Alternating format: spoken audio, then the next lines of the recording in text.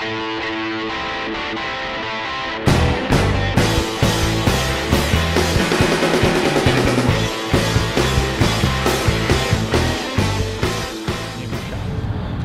Vernon, technically 21 years professionally tomorrow, and Foos Custom Tattoo in Charlotte, North Carolina. I lean towards the Oriental style of tattooing. I like the way it moves. I do pretty much anything, kind of shy away from religious stuff, but prefer Oriental. I like educated clients. I like people that know what they want but don't have the capability to, they need someone to express their vision, so to speak.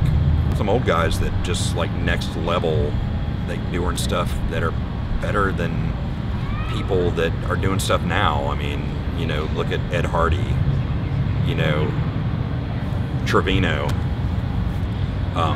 You know, these guys kind of paved the way for tattooers, and it just, you know, although I don't do the style of work, you know, Jack Rudy, God, Tom DeVita, you know, I mean, these guys were doing stuff that was unheard of so many years before, you know, so, I mean, I've had my fair share of recognition. You know, some of the guys that I work with, you know, Dean, Rodney, they've had their little share of recognition, but, you know, there's a lot of people that you can't go to like just the normal consumer and go, hey, have you ever heard of Joey Vernon? Or have you ever heard of Rodney Raines? They're going, no. So, unless they saw a magazine 10 years ago. I think a person, I wouldn't really name any names, I think a person that deserves the most recognition is the person that gives a shit about what they're doing. You know, that puts back into tattooing what tattooing has given them. Naming a name would be tough. Get your fucking head out of your ass, worry more about your tattooing and not so much about your fucking image.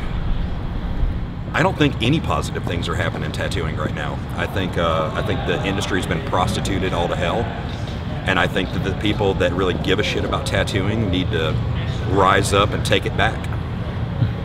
Well, you know, it basically, you know, gives the consumer a better idea of what they should be looking for in a tattooer versus how much they're paying the tattooer to do something. You know, if you go to a guy and he quotes you $300 and then you go to another guy and he quotes you $100 for the exact same tattoo, there's something wrong there. And a lot of people don't realize that. You know, well, look at this, I got this for $150, and I was like, well, you got ripped off. I think you should have paid $50 for it. You know, I think educating the consumer on what's good and what's not is pretty crucial, but it's tough. It's always going to be tough. It's always been tough. You know, there's always been some hack job asshole around the corner that's going to cut your throat, and that satisfies the person because their wallet's not as empty. And then 10 years down the road, they're like, oh man, I wish I would have listened to that dude. Never forget your roots. Always pay respect to the people that paved the way for you.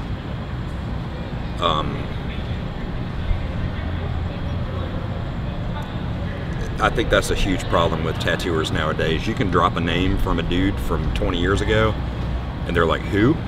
I mean, fuck, man. There's tattooers now that don't even know how to make their own goddamn needles. You know, most. Yeah, I mean, it's retarded. I think it's lost an element that it used to have. There used to be a lot more work required, where before,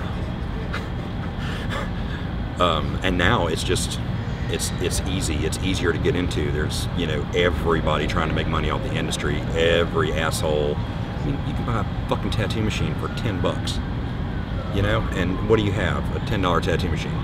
Way to go. Or you could support the craftsmen that put their heart into it, that know what they're doing. You know, it's tattooing has become, even in my short period of time in it, has become very different than what it used to be. You know, just trying to do my best every day. trying to always improve on my tattooing, improve on my artwork.